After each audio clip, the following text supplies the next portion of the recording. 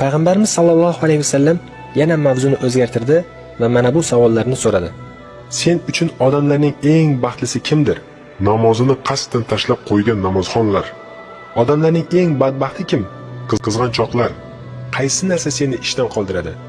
Olimlarning majlisi. Ovqatingni qanday qilib yeysan? Chop qolimning barmoqlari uchi bilan. Garimsel esganda va kun qiziganda farzandlaringni qayerga yashirasan? Insonlarning tirnoqlari orasiga. Payg'ambarimiz sollallohu alayhi vasallam bundan keyin boshqa savolga ko'chib shunday dedi. Robbingdan nimalar istading? 10 ta narsa istadim. Ular nima? Quyidagilardir. Birinchidan, Allohdan odamlarning mol, dunyo va farzandlariga sherik bo'lishini so'radim. Alloh buni qabul qildi. Bunga dalilim esa Isro surasi 64-oyatida menga mol, dunyosi va farzandlariga sherik bo'l deyilgan.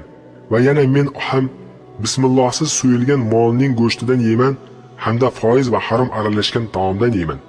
A'uzu billahi minash shaytonir rajim deb aytilmagan mol dunyoga aralashaman. Jinsiy munosabatda ham A'uzu billahi minash shaytonir rajim deb aytmagan odamning xotiniga sherik bo'laman va undan hosil bo'lgan bola bizga itoat qiladi. Kimki markabiga minib harom yo'lni niyat qilsa, men ham minib o'sha odamga yo'ldosh bo'laman. Bunga ham Isro surasidagi 64-oyat dalildir. Ikkinchidan, Allohdan uy so'radim. Hammomlarni menga uy qilib berdi. Uchinchidan, menga masjid ber dedim. Bozorlarni menga masjid qilib berdi. To'rtinchidan, menga o'qiydigan kitob ber dedim. She'rlarni menga o'qiydigan kitob qilib berdi. Beshinchidan, menga bir azon bergin dedim. Musiqa san'atkorlarini berdi. Oltinchidan, menga yotoqda bir sherik ber dedim. Mast odamlarni sherik qilib berdi.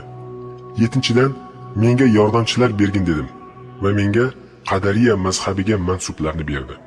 8-dan esa mening ham birodarim bo'lsin dedim. Topganini bekor narsalarga isrof qiladiganlarni berdi hamda boyligini gunoh ishlarga sarf qiladiganlarni berdi. Bunga dalilim Isro surasining 27-oyatidir. Dar haqiqat isrof qiluvchilar shaytonning birodaridirlar deyilgan. Payg'ambarimiz sollallohu alayhi vasallam so'zni bo'lib, agar aytgan so'zlaringga oyatlarni dalil qilib aytmaganingda edi, so'zlaringni tasdiq qilmasdim dedi. Keyin iblis davom etdi. Yo Muhammad, Allohdan yana tilagan narsam, men odamlarni ko'ra olay, lekin ular meni ko'rmasin. 10-dan, Allohdan men yana odamlarning qon tomirlarining menga yo'l qilib berishini istadim. Shu sababli men ularning ichida xohlaganimdek o'qib yuraman. Alloh bu istaklarimning hammasini berdi. Men esa bu hollarimdan faxrlanaman. Shuni ham aytib o'tishim kerakki,